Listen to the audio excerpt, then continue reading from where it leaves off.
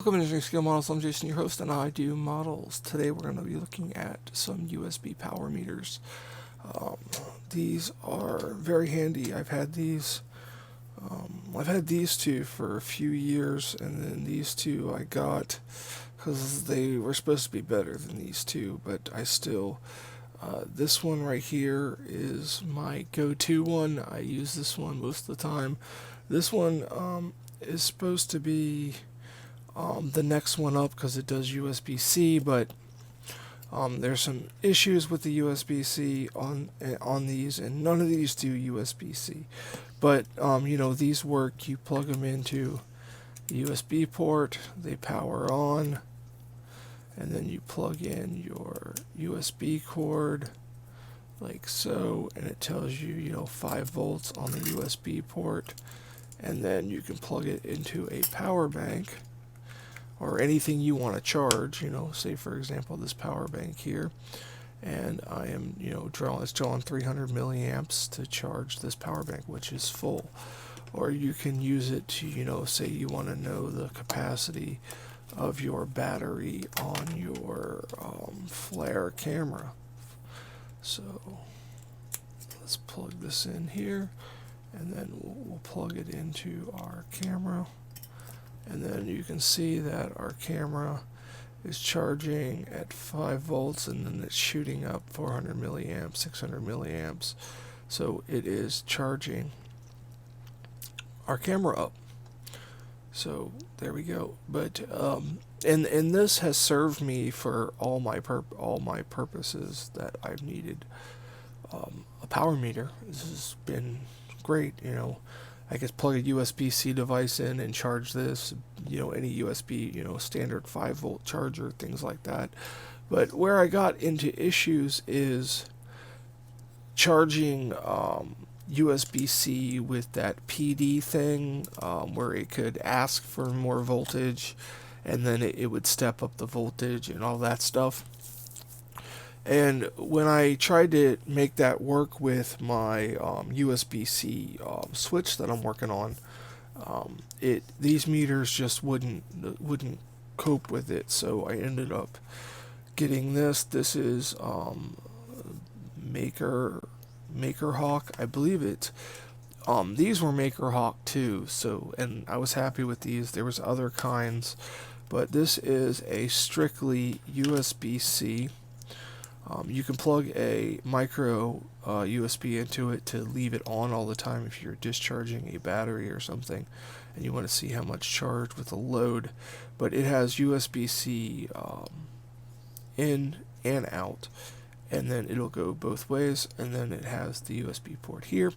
And what I use this for is I have my charging cable for my switches, and I plug it in. It doesn't turn on until it gets a current, and then I can take my switch motherboard here and see right now it's saying 5 amps.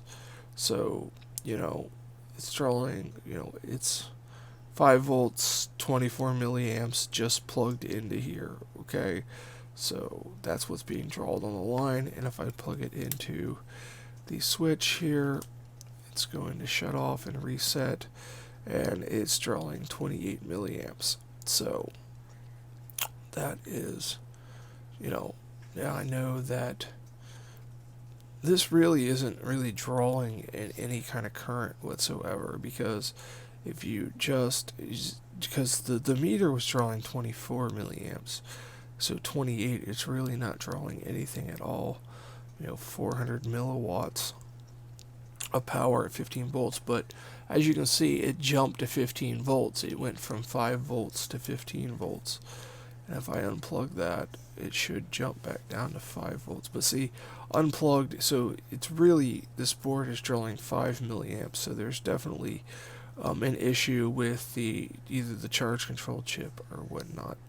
But it's still at 15 volts though. But if I unplug it and reset it, this should yep, see, now it's back at 5 volts. So it negotiated with the charger to say that, hey, these data pins are set up in a way that this needs 15 volts. So if we go here and then we plug this in, and it's 15 volts, and I go, so where does it show me? Now it shows me that the data pins are at 0.09 volts and 0.08 volts. Now I'm assuming that that means this wants 15 volts of current, or 15 volts, not current, I'm sorry. And then protocol detection, different protocol triggers, settings, system information, and then you have just straight this view, and then you have this view here. This is the view I leave it on here.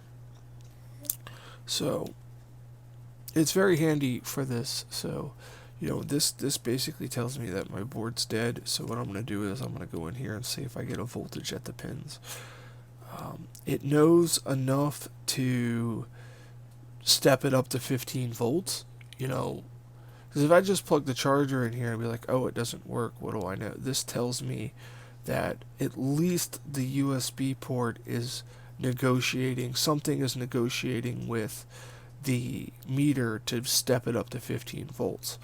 Now, that normally is done with some resistors that form a voltage divider across the data pins. So I don't know if this works the same way, or if it, because I don't see any resistors near the USB port.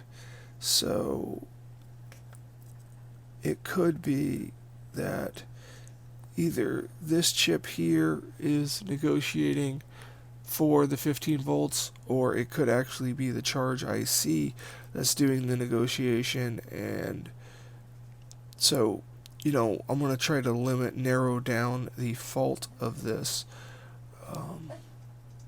what's going on, why it knows how to ask for 15 volts, but it doesn't know to take any current. Even with the battery hooked up, it doesn't take anything. So it's like either, some of these pins are messed up because this port was definitely changed, and then this battery management IC was changed. So, but that is this MakerHawk USB power meter. It is a fantastic little device for USB-C troubleshooting, for charging and things like that.